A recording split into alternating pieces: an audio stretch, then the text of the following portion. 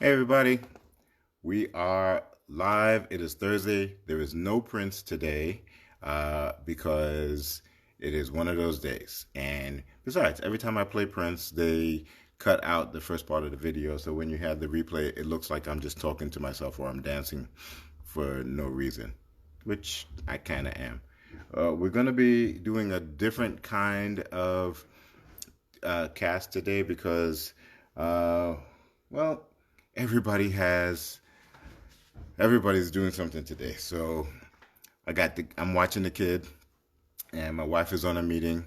So I'm making lunch, and the little one is going to do her best to probably try to interrupt me because that's what she does. She doesn't want to talk to you until it's time for you to be on the phone. So that's the that's the life we live as parents. It's like no need to have a conversation until it's time for mommy or daddy to be on a phone. All right. It is a long week. It is, and we've had a short week. So this is Thursday, and it's the Thursday after Memorial Day, and so we have had a short week, and I don't know why this feels like I've had an extra week, an extra day in this week. So it's been crazy. We're trying to hold it together. Um, this one over here is playing with my bicycle pump, and because that's what she does. Hey Jay, what's happening, man? Um, so a lot of stuff happening in the city. People have gotten tired of the coronavirus and have decided that they're just gonna go ahead and violate all the rules now. So because people are tired of it, it must mean that the coronavirus needs to be over. Like they have a conversation with the actual virus and say, like, you know what, it's time for you to be done. But I think that the last couple of weeks, I wasn't on last week, and so we didn't get to talk about this about Memorial Day, coming up to Memorial Day and stuff like that. But like Memorial Day just passed over this last Monday, and I think that this Memorial Day going by here is evidence that we will be in quarantine, or we will not get out from underneath this virus for at least a year. And I think that we are a stubborn people. We are a people who don't understand what oppression really is, and considers what's happening to us right now to be oppressive, when it's not. I saw a meme somewhere that said we put on seatbelts to safeguard ourselves. We put on helmets when we're riding bicycles. But when you're asked to put on a mask, all of a sudden you're being oppressed, and I don't get it, and a lot of people don't get it. So it's a thing, and hopefully we can finally get to the point where people don't feel that they're going to be oppressed. But I do want to talk about some small businesses. So in New York, the big box stores are open, right? So we have Home Depot and Target and all the rest of these things that are open because they're considered to be essential services. Target, of course, you can get food and your essentials at Target. Home Depot, for those people who still, if there's a pipe that bursts, you need to be able to get a pipe or stuff like that. Or if you need to build stuff or you need to secure your home, you need Home Depot in some sort of area, in some areas. So small businesses are now, one of the things that small businesses are pushing back on is that if Target is allowed to open and can have all of these people around, why can't I, as a local, don't stand on that. I'm sorry. Yeah, because the kids are around. If I, as a small business who sells jewelry, why can't I open up? And so there are a couple of things wrong with this, right? So number one, a lot of the small businesses, yes, are single proprietors. So the person who's opening up is actually the person who owns the business. But there are a lot of small businesses who who the person opening up the store is not the owner. And so if we're talking about Target and the big box stores, they're taking innumerate amount of precautions in order to make it safe for everybody. If anybody's ever driven by a Target in the last couple of weeks, you'll see that there are lines around the corner. What's up, Hector? Lines around the corner, and part of that is because they are limiting the amount of people that are in the store. They are also sanitizing the stores in an industrial way. So they have industrial size sanitizers. They have people who are going about and wiping down high touch areas. And so the store owners are like, well, if Target can open, why can't I open? Well, first of all, if you're opening, I want to know that you are wiping everything down from everybody who's coming in. Are you, while standing behind the counter, going to regulate how many people are coming into your store? If a family of 10 decides to walk into your store, are you going to come out from behind your counter and tell them that they can only come in one at a time? If you're not a sole proprietor, if you're not a single proprietor person, are you exposing people who don't have who don't have proper protection? Are you providing the PPEs for your employees? Are you doing the things that other people, the people that you're saying that why can't they're open, why can't you open? Are you providing the things for them? And so there's that conversation all the time. It's like, yeah, those big boxes are open, but they're also not doing, they're also taking the proper precautions in order to make sure that anybody who enters the store is safe, and anybody who enters the store is being taken care of. And so I think that there is a missed conversation with small businesses.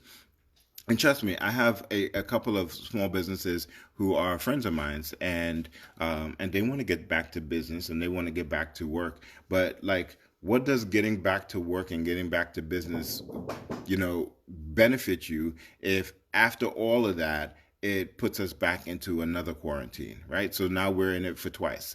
What's up, Felicia? Hey, Aaron. What's up, Donnie? You're right, and there's a 6 feet distance rule. So you got a small business, right? And so 6 feet in a lot of these small businesses means that it's one person in the store. And does that benefit you? Are you going to be able to enforce that? And so this is what the governor and the mayor are trying to get to. They're trying to get to a place where everybody, it can be safe, and they're trying to make sure that when people open, that it is not an issue. But people are just tired of the virus, and they're like, oh, well, I'm gonna just do my own thing, because they don't believe in the government, or they don't believe in government. Government. Yes, my Felicia said I'm finally on time today. Love to have you. My little one just said Trump is horrible, but it's past the point of what Trump is saying. It's really about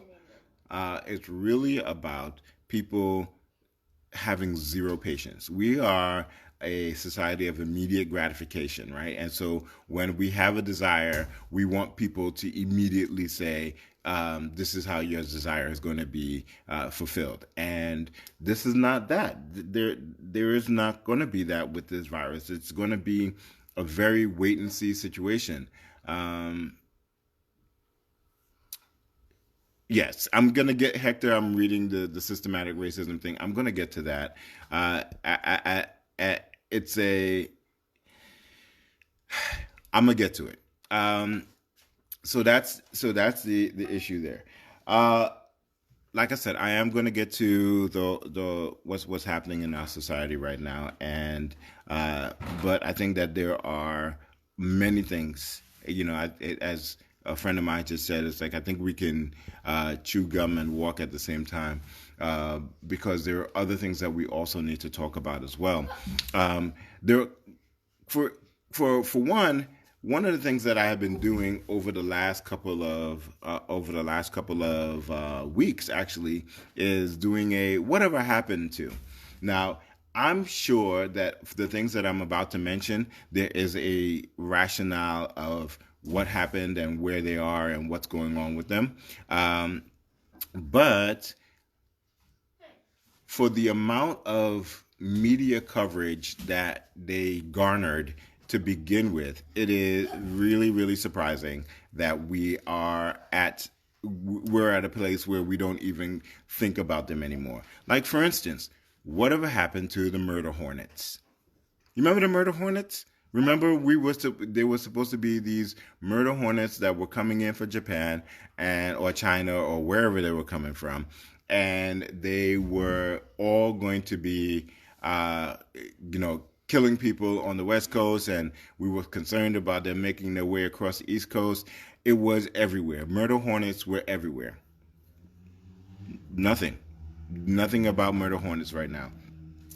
Um, I also was wondering whatever happened to the dangerous caravan of people that were infiltrating our borders from Mexico.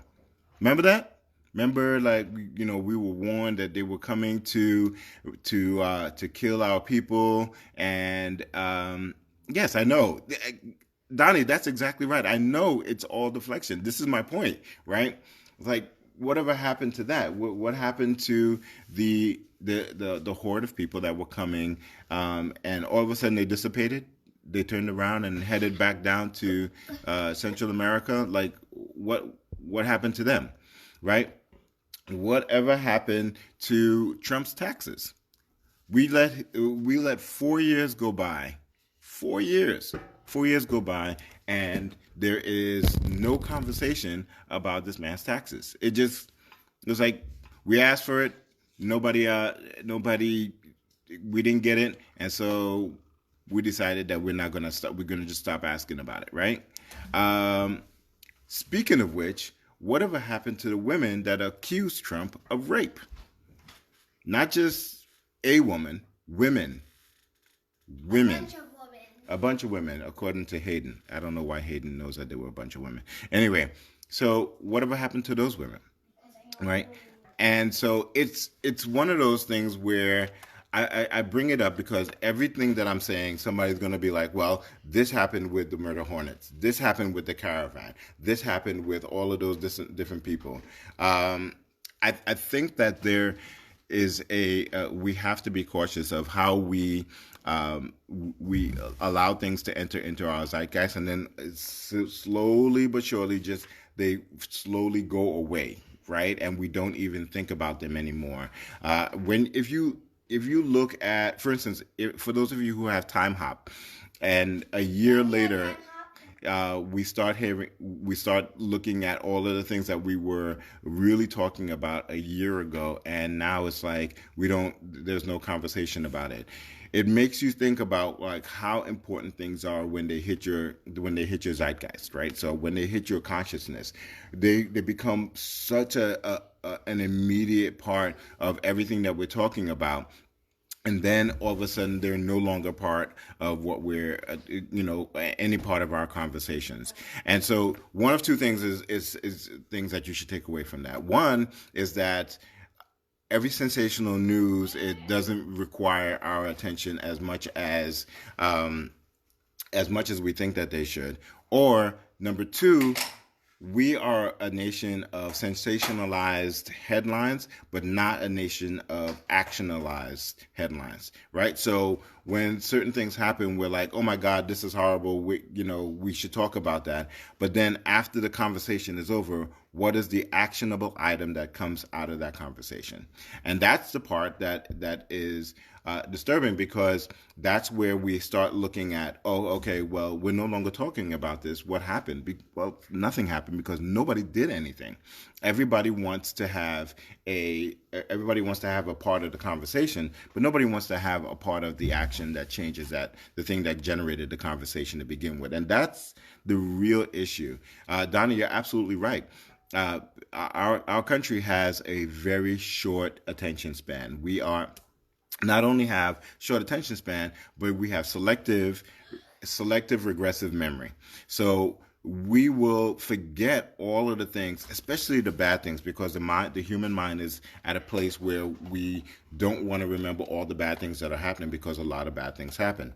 But if we are talking about, like, for instance, elections, politicians are banking on the fact that you will forget all the crap that they did 2 years ago, 3 years ago, 5 years ago, and vote for them again. But even in relationships, people are banking on the fact that it's like, you won't remember that I did this horrible thing, and you'll remember the good times instead. It's like childbirth. I've been told that women forget what childbirth feels like, and that allows women to be able to have more than one children, because if they remembered what childbirth was like, they would never ever have that experience again. You're gonna knock stuff down. Like this is what I'm dealing with down here. Like it's all right. Well, I'm actually going to take you with me because I actually have to go upstairs and finish their I'm going to finish their what you call it, their lunch. All right. So you're going to come with me. All right. So let's go upstairs. So that's one of I have crazy kids. so So, so that's one of the things people are hoping that people forget, and that's one of the issues of politics, and that's one of the issues of having to deal with today's society. All right, let me see if I can set this up here. All right, so